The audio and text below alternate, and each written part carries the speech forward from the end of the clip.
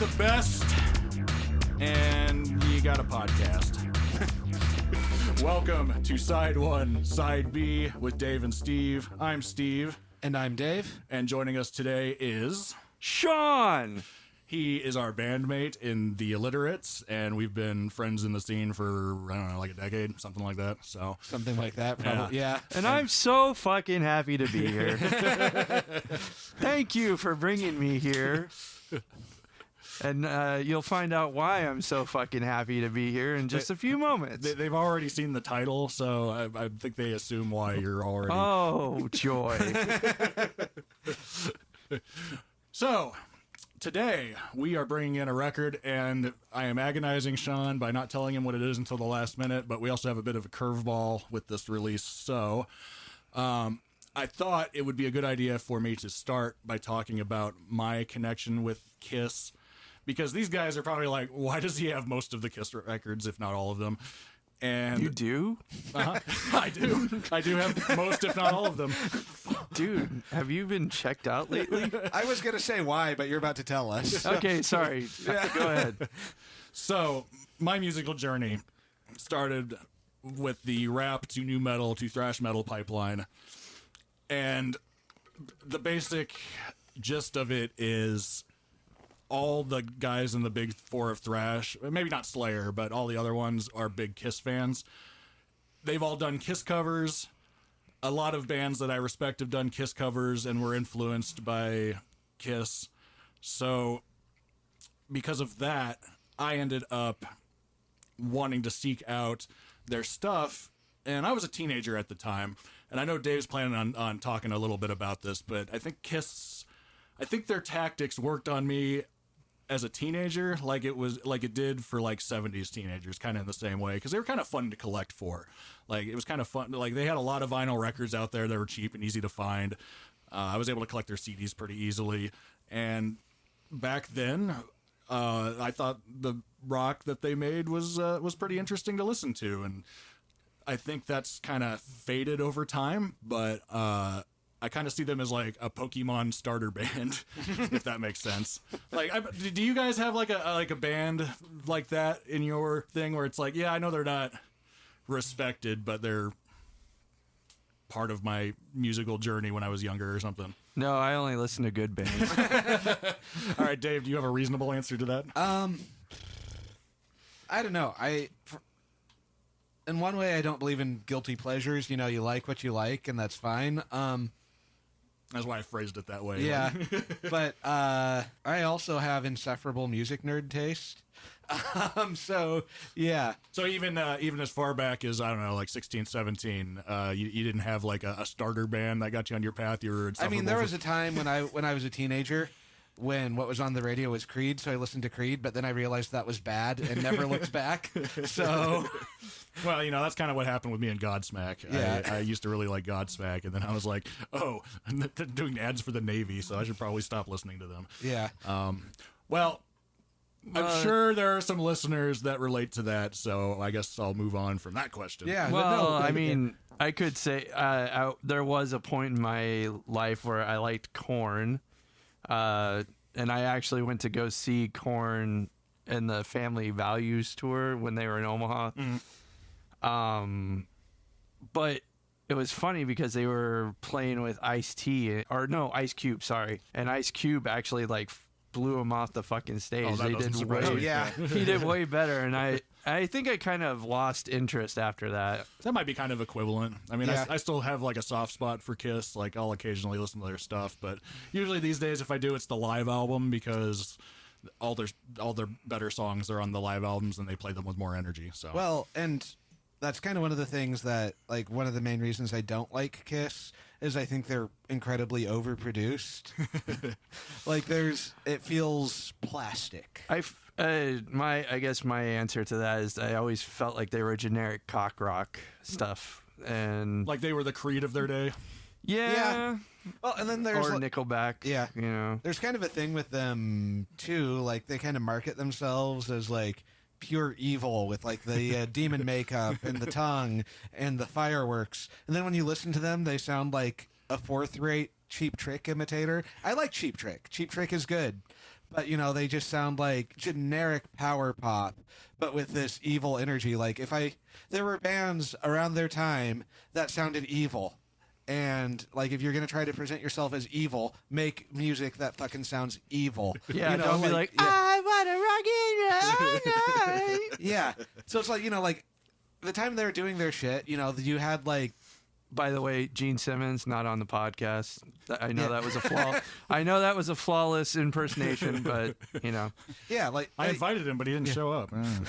He could storm out like you did for Terry Gross. But yeah, no, at about that time, like you had like bands that sounded like chaos. You had like Suicide out of New York with their 11-minute haunted organ songs about a guy killing his wife and going to hell, where they're screaming with a lot of reverb echo. And yeah, you can make stuff that sounds evil, and Kiss just sounds like the shitty Beatles, basically. Are they any good? They suck. It's just not a clever name then. So I guess I agree with all that, but at the same time, I don't think Kiss were always that way. I think they had kind of an evolution. So once you get past that and they start getting into their ridiculous like tabloid phase, I think part of me just liked the drama that surrounded Kiss. It's almost like listening to a reality show. I mean, yeah, it is funny. I mean, so yeah, it's like, I get that it's like the McDonald's of music, but I like McDonald's for some reason. I don't know why. I always thought Kiss was more about the iconography more than the actual music. Like they actually had comic books, posters, or action figures, anything that made a buck. And Gene Simmons has not been like, he's been very transparent about it, but it's just, again, I feel like it was never about the music with him. Maybe in the beginning, maybe like in some area in his life when he was, I think they're from New York, when he was living in New York, and I'm probably going to get a bunch of hate comments for that. Anyways, with the reaction we got in the Iron Maiden subreddit to me posting the link to our Diano episode, it's going to be interesting when I post this in the Kiss, because I mean, none of us are making like overtly positive comments. To me, this is like, I like them for nostalgia reasons. They're not somebody that I put on because I think they're amazing, One thing that's funny is like in punk circles, when people will like criticize the Misfits for merchandising too much, they'll compare them to Kiss. So like Kiss is like a negative comparison point in a lot of the circles I run in. And I remember they had an album that came out in the 90s, Psycho Circus. Yeah, me and Dave were talking about that one earlier. Just say what you're about to say, because I think I know what you're going to say. Well, it was so fucking generic, and they were just trying to be of the time, and it sounded like a shitty Kiss record. It was horrible. Was that around the same time they put out a first-person shooter video game based off of that? I think it was called Kiss Psycho Circus. Maybe. Yeah, it would have been. It was not a good game. Well, and it was not a good album. Well, I was telling Dave earlier that that album is so deceptive because they build it as an original for reunion, and there is only one track that all four of them actually play on. The rest are all session guys with Gene and Paul. They let Peter Criss sing on one song. There's no artistic passion in Psycho Circus at all. I prefer when they were trying to be a grunge band in the album that they scrapped in favor of that over that album. That's another thing that kind of bugs me about Kiss is I've never listened to one of their songs all the way through, except I Want to Rock and Roll All Night when I played through it on Guitar Hero once. But yeah, like I've never listened to like their stuff, and I know the name of all the members. I resent that I have to know the name of all the members because they're that like culturally ubiquitous, and I don't like their music. Yeah. I guess I said Psycho Circus sucked as an album, but I've never actually probably listened to a whole album. I have listened to some songs by them, just what was on the radio, but every time I'd be like, fuck, this song sucks. And those are probably their better songs, so. I do have a favorite Kiss song.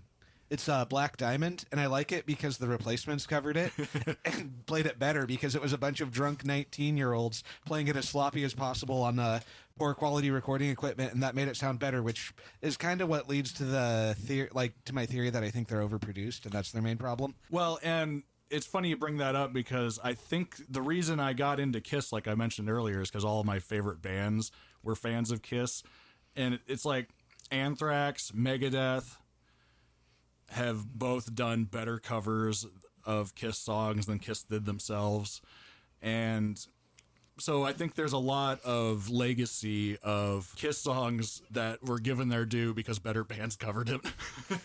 Nirvana did a cover of a Kiss song. Which one was that? Do You Love Me? Yeah, that's right. It was fucking awful.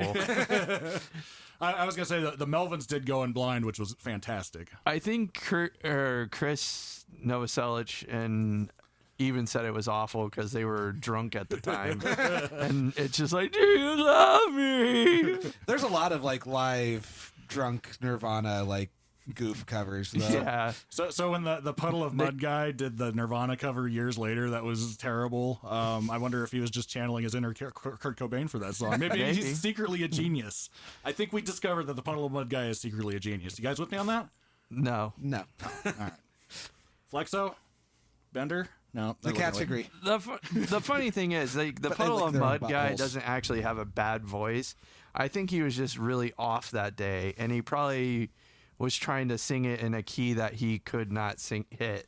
Yeah, I'd actually So- seen video of him performing that song before. That was Not to fine. be a defender of Puddle of Mud, but I think that's what happened that day. I just don't understand how they recorded that and then they were like, Oh, yeah, this let's is press, good. Yeah, let's press upload on this one. Yeah, let's not try another take or come back a different day when he's feeling it more. You know, like Man, his face was so fucking red. Well, anyway, I think we've covered enough background info. So I'm gonna ask you next. You guys probably primarily hate Gene Simmons and probably to a lesser extent Paul Stanley. yeah, it's especially Gene Simmons. I have the same level of all, so it doesn't matter. So if I was to say, how would you feel about Kiss if it was 1/4 of Kiss? Oh, you're gonna do the one of the albums where it was like they fucking did. Are you fucking kidding me?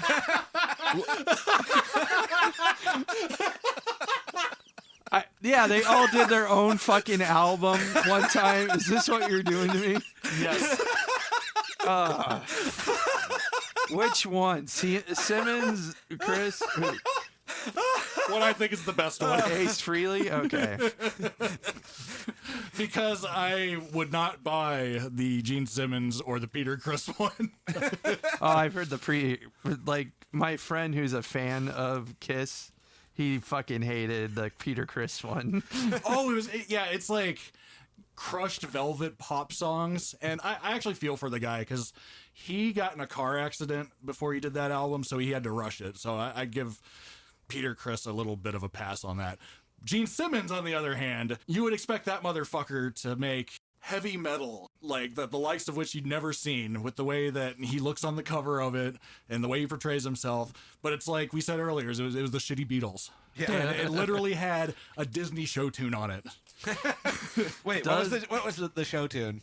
Oh, I want to say is When You Wish Upon a Star. We will confirm that, and if I was wrong, I will correct myself. So it's not like an awesome Disney show tune cover like when Susie and the Banshees did "Trust in Me" from Jungle Book, and it's weird and creepy. No, Yeah. it was not good. So, but yeah, I ended up picking the best one in my opinion. I like this one a lot because I think out of all of them, Ace Frehley was the one that actually kind of had more of an artistic vibe. Like every single time they tried to do their stupid branding stuff, he was always against it. Like the guy just wanted to play guitar. And this album, I listened to it before this episode, and I'm not gonna pretend this is the greatest album of all time, but I think perhaps you guys might appreciate some aspects of it. Well, We will see. To be determined. So just to describe it real quick, I have a copy that still has the innards. So I was gonna sign Sean up for the Kiss Army, but I don't think it exists in the same form. I already joined one army. I don't need another one. I think it's funny that the Kiss fan club has the same name that BTS stans have given themselves, giving Kiss something in common with K-pop. I mean, they were the K-pop group of their day. They were more about spectacle than they were about music. If we make fun of K-pop too much, we're gonna have people much more. I got the poster, which if you're watching the YouTube version, I'll put a picture of it up right now. Yeah. That is fabulous. If we make fun of K-pop too much, though, we're gonna have people much more annoying than Kiss fans coming after us. So we'll probably stop that right there. And then, It's got its place. Yeah, it has its We place. love Korea. K-pop. We love it. Yeah. but what do you guys think of baby metal? Ooh, it's fine. awesome. Yeah, Because I I'm don't fine want with to it. fucking hear it from baby metal fans. It exists. Yeah. It does. So I also got the insert so you can buy all the amazing Kiss merchandise here. So we got join the ranks of the Kiss Army, enlist now, all for only $5 per year. And I did the inflation calculation; that'd be $24 per year today. Is there a picture? Join now, and Gene Simmons will personally come over and stick a finger up your butt. Is there a picture of Gene Simmons like Uncle Sam saying, "I want you to pass out in the bed of your truck with a can of Natty Ice"? My assumption is that is in his solo record because most of this stuff is geared towards Ace Frehley. So you guys want a necklace with a signature on it? I mean, people won't know what that is. Which, out of any of those, I would do the necklace with his signature on it because people wouldn't know what that is, while everything else is recognizably Kiss. How about the Kiss comic book that just says Kiss Marvel Comics on it? Is that the one where they put their blood in it? I don't know. It just says Kiss Marvel Comics. Yeah. So did you ever hear about that? I did. I did, yeah. Okay. But you can go ahead and tell the story if you know. Oh it. yeah. So please. supposedly they released a comic book with Marvel, and they actually went down to the printing press and put some of their blood into the ink. So if you get a comic book that has the Kiss, it has their DNA in it, and you could clone Gene Simmons. The fact. Okay, in a printer though, for it to be enough blood for it to be anything, they would be dead. Oh So, well, like, yeah. I'm sure it would kill the cells. You know? Maybe in the year 10,000, some scientist will find a way to reconstruct it, and then they'll have the perfect Kiss tribute band in the year 10,000. I hope. What I hope is that scientist discovers this episode and uses that as his inspiration to bring Kiss back. And I hope that never happens. I would rather live in the Warhammer 40K universe where people are constantly being sacrificed to keep an immortal corpse alive than that. I'd rather start a shotgun tasting business. Man, these guys are just really looking forward to this one. Okay, so before we get into it, I'm going to talk a bit about the lineup. We have Anton Fig on drums. He was the late night guy who's been on like a ton of session stuff. Yeah. He's been in a I'm So I'm the look up what fucking he's other been in. members didn't even play on their own other members' See, albums. I thought that That was makes it weird. better, I think. I liked the gimmick actually, and the Melvins actually did it in the '90s too. Although one of their members didn't even. Well, I listened to it.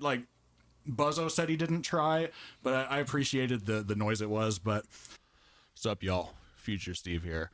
So just to clarify what I'm talking about here. In 1992, the Melvins basically just took this idea of releasing solo albums and instead put out 3 solo EPs under their names. So we had King Buzzo, Dale Crover, and Joe Preston. And I'm specifically talking about Joe Preston's EP, where Buzz Osborne said he didn't think that he really put any effort into it. Quoting from CMJ News Music Weekly here, the whole idea to do Kiss-esque solo albums was a joke that went out of control. Joe did his as a homework assignment. He wasn't into it at all. We couldn't believe that he wasn't interested in this. That was the beginning of the end for him. It's terrible. His heart wasn't into it, and he was a dumbass for doing that. He did it in about an afternoon. So just to clarify, and I ended up listening to it, and personally, I thought it was okay, noise rock. Maybe he just threw it together, but it was interesting to me. It's worth listening to. We'll probably do these someday, because they're interesting. Anyway, back to the podcast that we recorded weeks ago. Anyway, so the next guy, Will Lee on bass, not familiar. Carl Tallarico on drums, not familiar. And then they have a number of background vocal credits, probably not worth going into. They have an address for the Kiss Army fan mail, so go ahead and mail P.O. Box 4, Cayuga Park, California, 91367, and if you get something back, let us know. Oh, so what do Ace Frehley, Peter Frampton, Frank Black, Bob Dylan, and Cyndi Lauper all have in common? Is it Anton Fig? It's Anton Fig. Recorded by Eddie Kramer at the Mansion. Oh, he recorded Led Zeppelin. Yeah, same dude. And for some reason... And Jimi Hendrix. And for some reason, this is the only album that got a hit out of all four of them. And they didn't go with him as the next producer. They went with the guy that produced Peter Criss's, which is the one that had the worst sound. So you just kind of... Good choices, I mean, all around. I don't understand. Like, they make terrible business decisions, but they still ended up, like, stumbling into being millionaires. But Branding. yeah. Yeah. That's the one thing they're good at, branding. Product placements. So anyway, we're going to go back into side one. There are 5 tracks. We have Rip It Out, Speedin' Back to My Baby, Snowblind, which is not the Sabbath song of the same name. Is it about cocaine? It's about cocaine. Ozone and What's on Your Mind. Those are songs that Ace Frehley wrote and we're about to listen to. And then you're going to listen to us talk about us listening to it. So I do try to do all of these with an open mind. all right. Any final comments before we put this sucker on? Why are you doing this to me? Because you specifically told us to pick something you'd hate. Hey. Don't use my words against me, motherfucker. All right. We'll be back after listening to side one.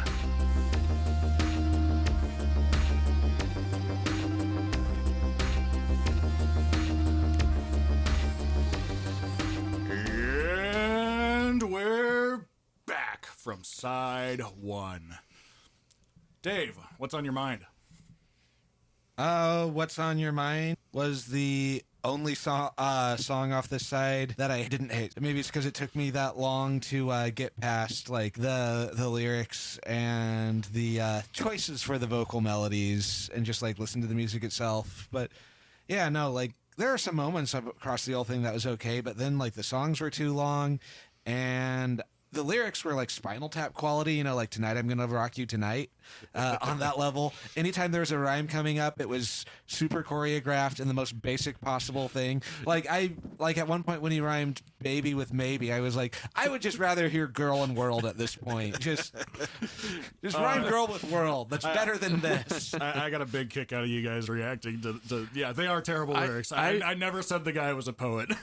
Actually, Sean. I don't know what you're talking about, Dave. I said a lot of disparaging things at the beginning. I think I'm now converted. I am a Kiss fan. Brain slug worked. This half album really, no, fuck this shit. It's so fucking bad. Oh my God. Rip It Out. Fuck you. Watch Me Cry. What the fuck? Solo kind of sucked. It was too long. Ending solo was not great. Speed Back to My Baby. What? At some point, someone else sang that was nice. No, it wasn't. I said annoying backup vocals. Fuck, the backing vocals were so annoying. Back to my baby. Oh my God. And then Snowblind was okay until Ace Frehley fucking started in. And then Ozone was the worst song on the side. The dumbest fucking chorus ever. Ozone. Fuck you. And that was too long. It was 5 minutes. Why was it 5 minutes? The acoustic added some dynamic at the beginning, and then he fucked it up. Like, it just was this whole side. I don't know if it's this going to continue on with the album. It was very try-hard. It was like not good. Like, all of his solos were like the same. His guitar tone was garbage in every fucking solo. And they were too long. There was one point where I did say, fucking end. Yeah, I remember. Just fade out. Just fade out. So this is going to be an R-rated podcast, right? Yeah. We've sworn in the other yeah, ones. we have the explicit label. Okay, because I got to be me on this shit. Yeah, no, And the vocal melodies, though, I really feel like I need to circle back to that. I'm going to piss off another big fan base if they actually listen to this, you know. I'd be very surprised. Yeah, if any Swifties listen to this, We love Don't you. Kill Me. My We love stepmom you. probably. Yeah, some of her songs are okay, at least compared to this. But like it reminded me, like the vocal melodies reminded me of like Bad Blood. So you think you got bad blood? You know, it's just like that basic bullshit. Well, he had the. It was the same with his guitar solos, his singing, all had the same tonality for every song. It was nothing was changed up. No variation. Like, Yeah. I like a lot of non-traditional singers. Like I like Talking Heads. David Byrne goes off key a lot, sometimes on purpose. Sometimes but he's figuring it out. He's dynamic. Yeah, he knows how to control it. He knows what he's doing with it. I like Per Ubu, who we'll do an episode on later. David Thomas does like his weird Yelp thing, which is amazing, and I love it. But like this was just Maybe that's. I guess I would have to listen to a regular Kiss album, but that I don't want to do that. yeah. Like I maybe feel that's- like if you didn't like this, I don't think anything would turn you around. So, because like maybe like having different singers breaks it up from the monotony.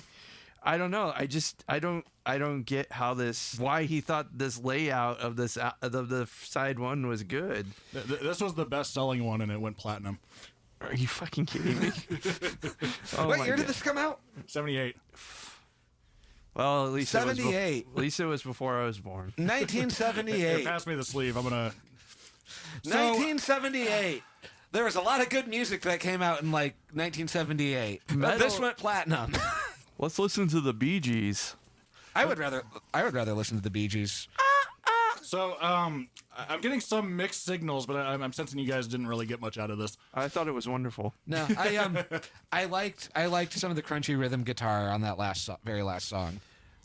Okay, so there was I liked the intro to and then he ruined it by talking. Yeah.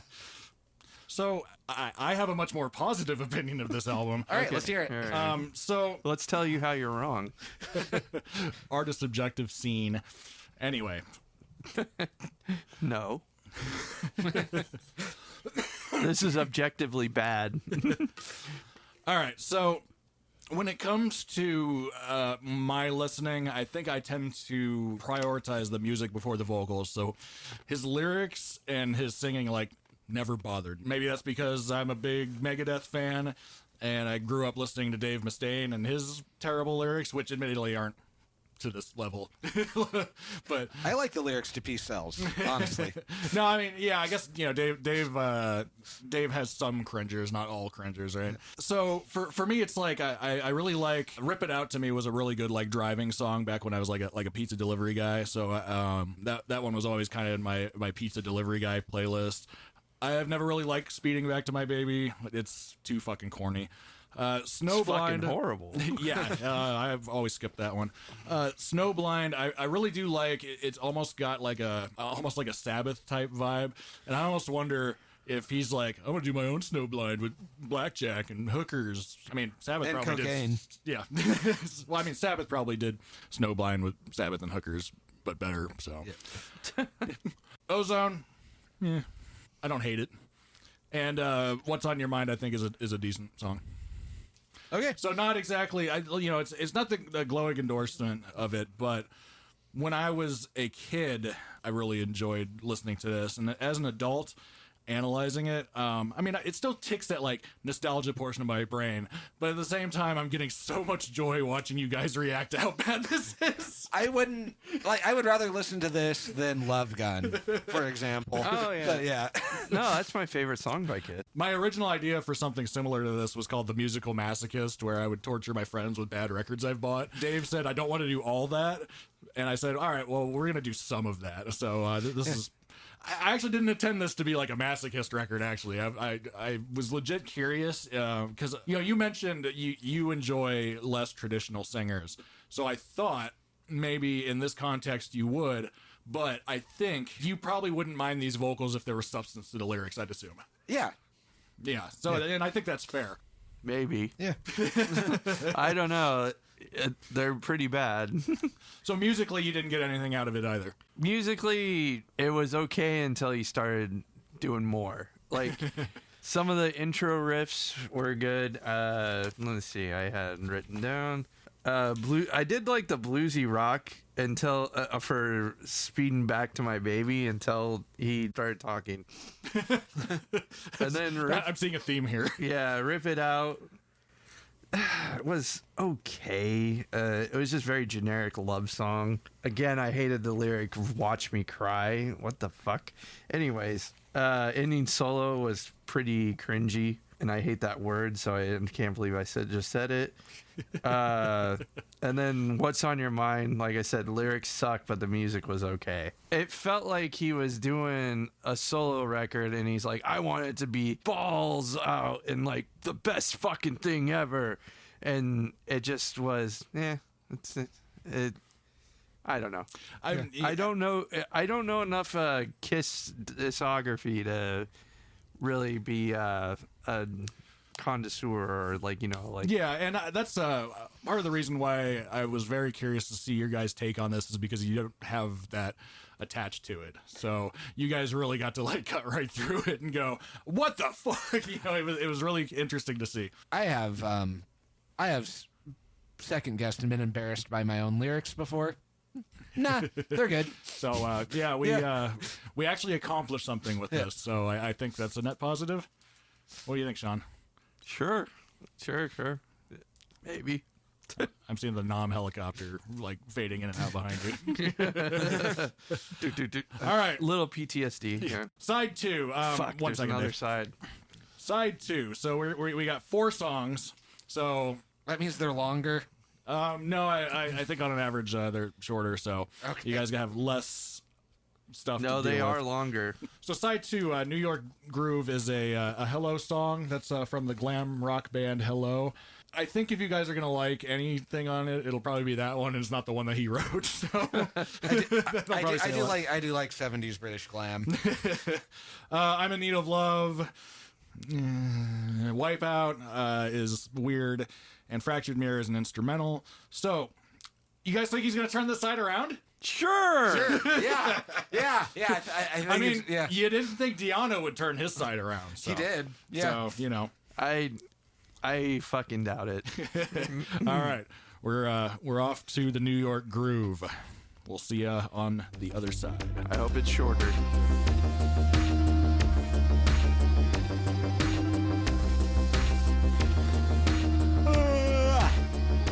And we are back. Oh God, you woke me up. I was so fucking bored at that last song. Hey, at least it was one you could sleep to. Oh my God. You know, I thought that one might have had a chance because the entire time you've been saying, the song has been fine until Ace Frehley happened. It had its moments. It was too long. Yeah, I think that's probably fair to say about all of these. The synth part was pretty okay. Yeah, synth part was okay. And I say that as I'm biased because I like synths and music. So, anyway, sorry, yeah, Dave. synth part was okay. Some of like the psychedelic sounding stuff was all right. Really though, New York Groove, the first song was actually decent because it was a cover song, and I realized that too. Like the weakness in the vocals before that was just like him writing the most bland vocal melodies. So when he was singing to a melody that someone else had already wrote, it was fine. Yeah. Yeah, I actually dig that song. I could hear a New York Dolls version of that I would really like too. So even though it didn't exist. Yeah, I think I'm probably going to edit it out somewhere, but I think I previously said somewhere that it was a New York Dolls song, and I think I was just wrong about that, but maybe I wasn't, and I just couldn't find a Google search on it, or it's an example of the Mandela effect, and I'm from another universe where the New York Dolls covered it, so Yeah, so maybe. it could be. So, I thought that was the only song that was probably listenable. Yeah. I said it was okay, and I'm just surprised it was a hit. Anyways, Yeah, it did remind me of like some kind of, I don't know, like mid it 70s Lou sounded Reed nothing type like stuff. him, so yeah. that's the only reason it was okay. Yeah, Anyways, I'm in Need of Love. boring. what the fuck? Generic cock rock bullshit, like most of Kiss. Too And long. I just wrote so fucking bad. Oh, Jesus Christ. Do you think that Ace Frehley and you have the common experience of masturbating in a Starbucks? Yes, Yes. probably. That does sound like, okay. Because he likes to love himself. Well, he's in need of love. He's in need of love, but And, he's only got a hand. I don't know if they had Starbucks back then, but if they did, they were in New York, and Ace Frehley probably used their services. You were like the only ones that's going to get that joke. Yeah. Sometimes you write jokes for yourself. I know. And if you want to get that joke, buy our albums. There Yeah. you go. Go buy our EP. We complain about our mayor on it. Yeah. Wiped Out? It had its moments. It was too okay. long, but it had its moments. I really like the groovy interplay between the rhythm section. So I said this, it sounded kind of Rush. Like that weird thing it was doing where it was kind of like not a normal 4/4 time. It was kind of going off key. Yeah. But then still shitty lyrics. He rhymed out without. Oh God! And then the wipeout fake out at the beginning was fucking dumb. Yeah. But with And the they couldn't even yeah. he couldn't even do the fucking drum fill right. Anyway, sorry. Yeah, but no, but the vocal melodies didn't detract from the song this time. Like they were fine. The lyrics sucked. The song was a little too long, but yeah. Other than that, like that song, I'm damning it with faint praise. It was the second best song on the album and the best one that wasn't a cover. So Yeah, I'll say that. I'm glad that you brought up Rush because I wanted to bring up the fact that I think it was actually around this time Rush and Kiss were touring together. Rush was the support for Kiss. And could you imagine? I can't picture that in my head. Oh, And it happened. okay, so yeah, maybe Rush was an influence on that song then. Yeah, I think... Because it sounded like early Rush, like 2112. Yeah, I think they toured together. I want to say it was for Fly By Night, and I think that would have been around 75. So they were definitely aware of each other. Geddy Lee talked about doing cocaine on that tour, so Geddy Lee probably did cocaine with Ace Frehley. So that's kind of cool. Makes sense. yeah, Fractured Mirror, the instrumental. had its moments. Too long. Too long, boring, church bells at the beginning, how fucking original. When it got to like the weird kind of slightly off key Welchy synth stuff, that kind of woke me up. That was interesting, but yeah. Yeah. I'd rather listen to Tubular Bells. Dave, Yeah. don't you know that Adam Wakeman played that keyboard part? Oh, okay. No, not really. I'm making fun of our comments. Oh yeah. Who's Adam Wakeman? He played keyboards on Sabracadabra on Oh, Sabbath, wait, I Bloody don't Sabbath. care. No, I'm just kidding. Dave made a comment that Ozzy played keyboards on a song that Ozzy definitely played keyboards on, and somebody corrected him. Yeah. Oh, okay.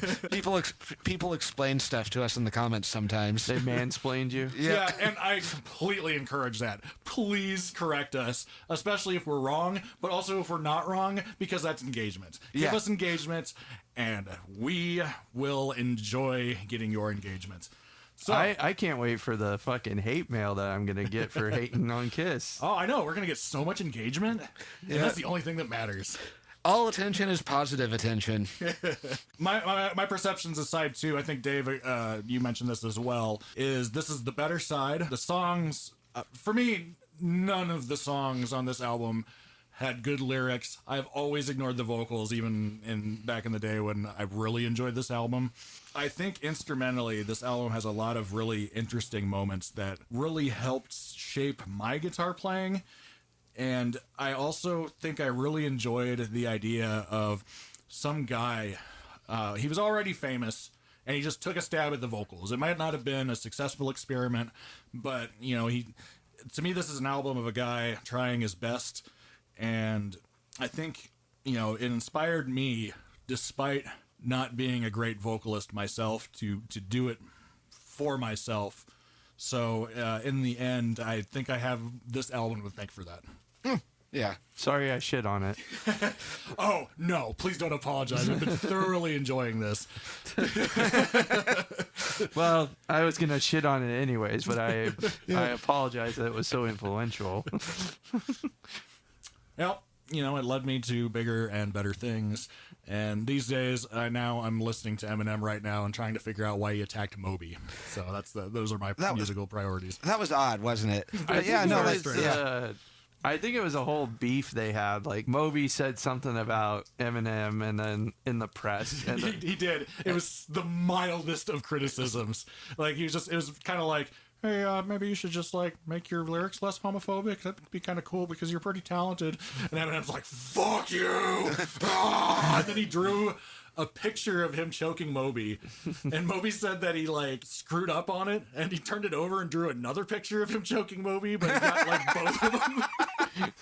And you can find it online. You can DuckDuckGo it, and you can see a picture Eminem drew of Moby that he got framed. God, but yeah, I would listen to this over anything with Gene Simmons on it. That is my review. My review, I would never listen to it again. I might go try to, if anything, because I thought New York Groove was okay. If I was gonna listen to it, I'd probably try to find the original. The original's good. As I heard it, I was like, I've heard this somewhere. Well, all right. So we solved world peace by reviewing this album. And I think we all give it an Ace Frehley out of Ace Frehley. Whatever that means. Whatever that means. Or I give it 4 poos out of 4 poos. All right. For the shitty... No. Yeah. I was going to say, all right, we'll do our normal plugs for our own music because that includes Sean's plugs. We're the Illiterates. Check us out on our Bandcamp. Steve, you have additional stuff to plug? Yes, you can go to my website, killrockmusic.com, KILRAVOCK music.com, and there you can find all of my music, including the Illiterates and me and Dave's band, Lucid Fugue, which is our unlistenable music that we put out. And inflict on people. Yes. I think that's it. Yeah. So, unless, Sean, you have any other projects you want to plug? No, I guess I'm all in the same projects you guys are. Yeah. Except for Lucid Fugue and all that other stuff. Just the Illiterates. you'll be on the Anne Friends album coming up soon. All right. Well, I think we're probably not sure what the schedule is going to be going forward because we got a lot of backlog and we're going to have like guests in a lot of the upcoming ones, and I imagine we're going to sort those around. So let's talk a bit about our upcoming projects. I'm planning on bringing in Samson, which we've already talked about, the Judgment Night soundtrack where they paired up a rapper with a alternative artist of the time, the first Slipknot album that they consider a demo these days that doesn't feature Corey Taylor or like any of the lineup that's in the band now except maybe like one person, and Dream Theater's very first album that didn't feature James LaBrie because I know Dave's a big fan of Dream Theater. Dave, what albums are you planning to bring in the future? Okay, yeah. Planning on bringing in the B-52's first album soon to show just how far in advance we record these things. I am planning on doing a Big Black album in memory of the recently late, great Steve Albini. Very influential artist for me, and also just a awesome dude who I think the world is worse off not having anymore. I also am planning on just dropping in like a big double punk compilation that I have because I think that would be kind of a fun way to do just a lot of different things. And I kind of want to do the compilation before I bring individual albums by some particular artists anyway. And then at some point in the near future too, we're going to do Pere Ubu's first album, Modern Dance, because I want to get back to art punk to some degree, just not the live double album for that. So yeah, those are things to look forward to. All right. Well, Sean. Oh, and I'm going to bring in an REM album, and I'm going to bring in Pixies album. That sounds awesome. Well, Sean, I have good news for you. You still haven't listened to a Kiss album all the way through. What? Yeah, that's technically a solo album. Oh. I mean, that's kind of a Kiss album, but, you know. I think I'm good. I think I've had enough Kiss for my lifetime. Well, all right. Well, that's it. Unless you torture me again. Yeah. Well, it depends on what you ask for going forward, so... We're also going to do Iced Earth's Glorious Burden because we want to do some Trader metal. Yeah, although we might wait a while for that. Yeah, that might be an election season episode. But I do want to thank you for choosing the comfortable straps while you strap me down to listen to fucking Kiss today. So the velvet chains. Yeah, with some padding. Yeah, I watched Clockwork Orange for inspiration. Except instead of prying your eyes open, just you don't have to pry the ears open; they're just always open. So, It's like the sex dungeon version of A Clockwork Orange. All right, well, your KISS Army membership is in the mail. That was Ace Frehley and Dave. All right, catch you on the flip side. Bye. Bing.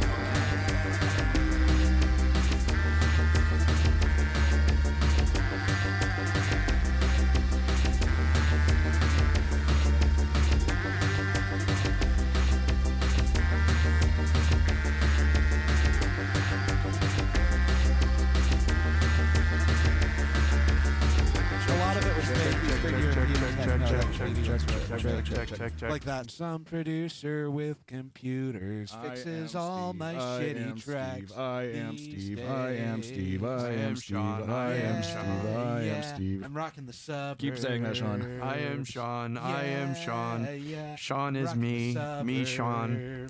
Sean. Keep going, Dave. Yeah. I'm singing Ben Folds. Okay, that should be good. All right. Mm-hmm. Okay. All right. I'll count in, and then I'll do my intro.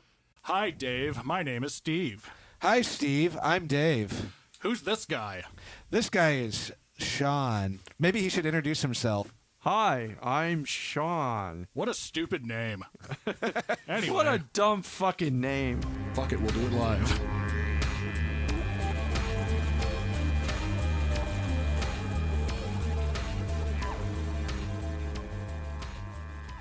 Side 1, Side B with Dave and Steve is a Floof Goof Studios production. Check us out on the interwebs by DuckDuckGoing Side 1, Side B with Dave and Steve podcast.